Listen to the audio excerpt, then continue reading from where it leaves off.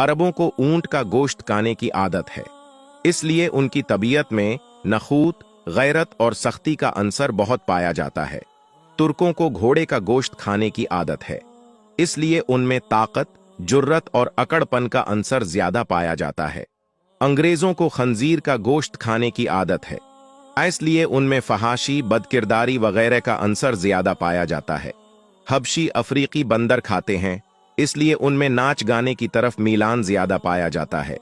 इब्न अलकीम रहिमहुल्लाह फरमाते हैं, जिसको जिस हैवान के साथ अंस होता है उसकी तबीयत में उस हैवान की आदतें गैर शऊरी तौर पर शामिल हो जाती हैं तो उस हैवान के साथ मुशाबिहत में मजीद इजाफा हो जाता है। हमारे जमाने में फार्मी मुर्गी खाने का रिवाज बन चुका है, चुनांचा हम भी उन फार्मी मुर्गियों की तरह सुबह व शाम चों चों तो बहुत करते हैं, लेकिन एक एक करके हमें ज़बह कर दिया जाता है।